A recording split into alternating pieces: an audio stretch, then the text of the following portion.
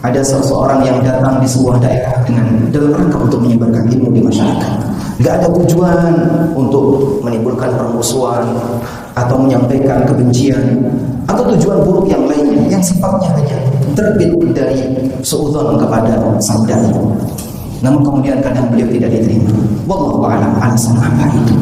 Namun yang jelas perlu kita ingat, keberadaan ilmu itu nikmat yang seharusnya kita terima dengan baik, bukan sebaliknya disikapi dengan bentuk penolakan dan yang lainnya.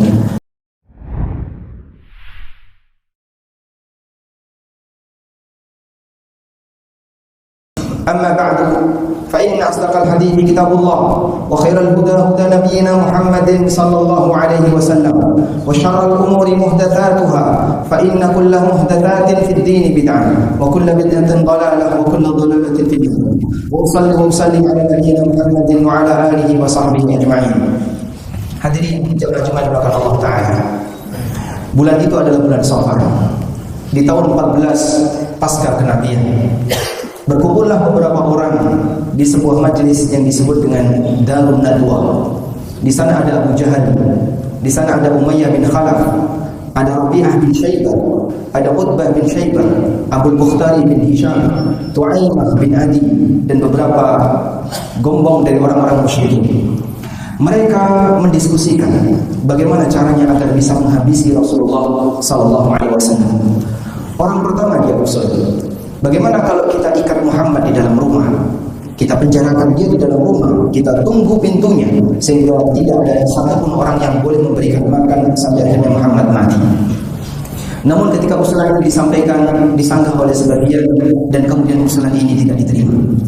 Usulan yang kedua, bagaimana kalau Muhammad kita usir, kita buang dia jauh-jauh, yang penting pokoknya tidak tinggal di kota Mekah, sehingga kita sudah tidak lagi berurusan dengan Muhammad, kita bisa beristirahat.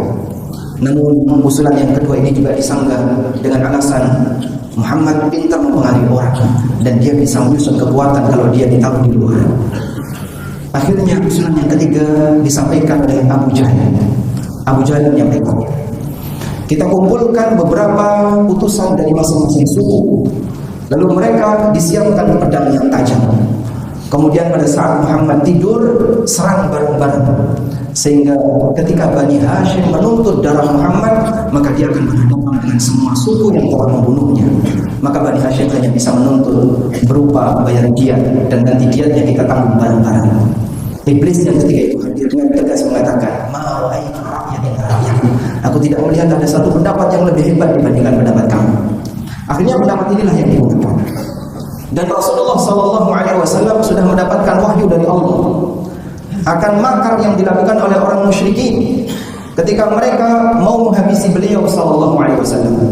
Allah Ta'ala sebutkan di surat Al-Anfal, wa idh yamkuru bika alladhina kafaru liyukhrijuka aw yaqtuluk liyuthbituka aw yaqtuluk aw yukhrijuk. Ingatlah ketika orang-orang kafir melakukan makar untuk memenjarakan kamu, untuk membunuhmu dan mengusirmu wahai Muhammad. Mereka melakukan makar dan Allah Subhanahu wa taala membalas makar mereka.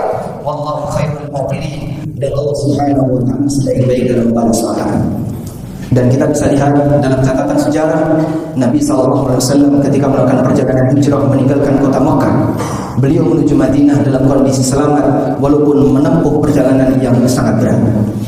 Hadirin yang dimuliakan Allah Ta'ala, kita tidak sedang membahas tentang fenomena hijrah, tapi yang ingin kita lihat di sini adalah bagaimana keberadaan orang-orang musyrikin yang mereka sudah diberi seorang nabi, tapi ternyata nabi itu mereka tolak. Padahal nabi merupakan nikmat yang sangat luar biasa bagi umat manusia.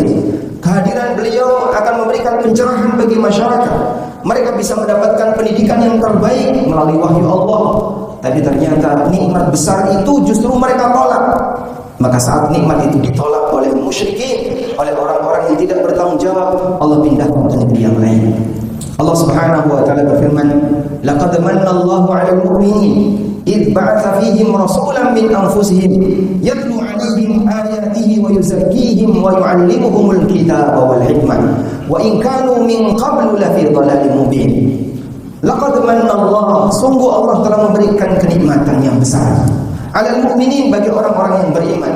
Idh ba'atha fihim rasulan min anfusihim, ketika Allah Ta'ala mengutus seorang Rasul, seorang Nabi dari kalangan mereka. Yang tujuan Nabi ini diutus bukan untuk bikin onar, bukan untuk membuat masalah, bukan untuk merusak peradaban, tapi justru memperbaiki masyarakat. Nabi itu diutus untuk mengajari manusia kitab Allah, ayat-ayat Allah, wa yuzakkihim, dan menyucikan mereka, memindahkan mereka dari akhlak yang tercela menjadi manusia yang berakhlak dan berbudi mulia. Wa in kanu min qablu lafi dhalalin mubin, padahal sebelumnya mereka tenggelam dalam kesesatan. Jamaah bahkan Allah, namun sangat disayangkan Nabi yang hebat, yang merupakan nikmat terbesar, ditolak oleh Allah Subhanahu wa Ta'ala. Meskipun ini bukan pengalaman yang pertama dalam sejarah. Allah bercerita tentang beberapa para nabi di masa silam yang mereka ditolak oleh umatnya, sehingga ketika nikmat itu turun mereka tidak mau menerimanya, bahkan mereka menolaknya. Dan Allah Subhanahu wa Ta'ala nyatakan betapa meruginya orang semacam ini. Allah berfirman di surat Yasin, ya hasratan 'alal ibad ma ya'tihim min rasulin. Sungguh sangat merugi bagi para hamba, tidaklah datang seorang rasul pun kepada mereka illa kanu bihi yastahzi'un, kecuali mereka memperolok-olok sang rasul ini. Karena itulah jawaban belakang Allah menegaskan dalam Al-Qur'an, orang yang menolak nikmat berupa seorang nabi yang menyampaikan ilmu tapi tidak mau diterima dengan baik, Allah katakan sebagai orang yang mengganti nikmat dengan kekufuran. Allah Ta'ala berfirman, alam tara ilal ladzina baddalu ni'matallahi kufran wa ahallu qaumahum daral bawar. Tahukah kalian ada orang yang mengganti nikmat Allah dengan kekufuran? Menyikapi nikmat bukan diterima dengan bersyukur, bukan diterima dengan baik, tapi nikmat itu ditolak dan diingkari. Allah sebut sebagai orang yang mengganti nikmat dengan kekufuran. Alam tara ilal ladzina baddalu ni'matallahi kufran. Tahukah orang yang mengganti nikmat Allah dengan kekufuran, wa ahallu qaumahum daral bawar, dan mereka menjerumuskan kaumnya ke negeri kebinasaan. Jahannam yaslaunaha fabi'sal qarar. Itu adalah jahannam yang akan mereka masuki, yang merupakan tempat yang paling buruk. Jamaah dimakan Allah, ini adalah bagian dari cuplikan sejarah yang Allah Subhanahu wa Ta'ala ceritakan dalam Al-Quran. Dan kita tahu bahwasanya sejarah ketika diceritakan dalam Al-Quran dibaca oleh umat manusia setelahnya agar mereka bisa mengambil ibrah. Ada sebagian di antara manusia yang mereka ketika didatangi nikmat Allah, mereka ketika didatangi oleh anugerah dari Allah berupa ilmu, berupa pencerahan, berupa hidayah, tapi mereka tolak. Dan satu prinsip yang perlu kita pahami, saat nikmat itu ditolak di sebuah daerah, maka Allah akan alihkan ke daerah yang lain. Bisa jadi seseorang ditolak, tapi hidayah tidak bisa ditolak. Li'annallaha yahdi man yasha', karena Allah Subhanahu wa Ta'ala memberikan petunjuk kepada siapa saja Dia kehendaki. Demikian sebagai khutbah yang pertama, semoga bermanfaat. Aqulu qouli hadza wa astaghfirullah. Alhamdulillahilladzi hadana li hadza وما كنا لنهتدي لولا أن هدانا الله لقد جاء رسل ربنا بالحق ونودوا أن تلكم الجنة أورثتموها بما كنتم تعملون وأشهد أن لا إله إلا الله وحده لا شريك له وأشهد أن محمدا عبده ورسوله يا أيها الذين آمنوا اتقوا الله حق تقاته ولا تموتن إلا وأنتم مسلمون.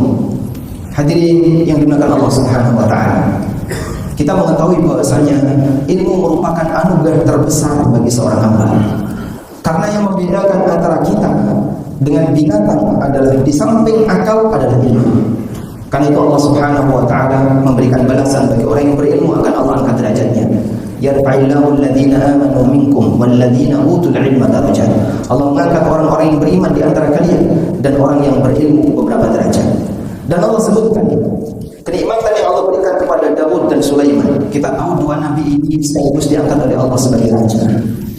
Namun subhanallah, ketika mereka memuji Allah bukan karena status mereka jadi raja, tapi mereka memuji Allah karena mereka punya ilmu.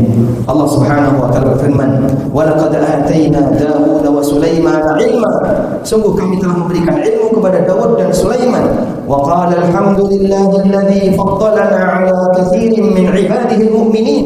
Lalu mereka mengucapkan alhamdulillah, segala puji bagi Allah. Alladzi faddalana, yang telah memberikan kelebihan kepada kami berupa apa? Berupa ilmu. Ala katsirin min ibadihil mu'minin, melebihi dari banyak di antara hamba-hambanya yang beriman. Ada hamba beriman yang berilmu dan ada hamba beriman yang kurang berilmu sesuai dengan tingkatan pengetahuan dia terhadap agama. Maka posisi ilmu adalah nikmat besar dari Allah Ta'ala. Jamaah, terkadang ada seseorang yang datang di sebuah daerah dalam rangka untuk menyebarkan ilmu di masyarakat. Nggak ada tujuan untuk menimbulkan permusuhan atau menyampaikan kebencian atau tujuan buruk yang lainnya yang sifatnya hanya terbit dari suudzon kepada sang dai. Namun kemudian kadang beliau tidak diterima. Wallahu a'lam alasan apa itu. Namun yang jelas perlu kita ingat, keberadaan ilmu itu nikmat yang seharusnya kita terima dengan baik, bukan sebaliknya disikapi dengan bentuk penolakan dan yang lainnya. Kita mohon kepada Allah agar Allah membukakan hati kita untuk menjadi hamba yang siap dalam menerima ilmu, siap untuk kemudian mencintai anugerah yang diberikan oleh Allah berupa ilmu, melebihi kecintaan kita terhadap harta.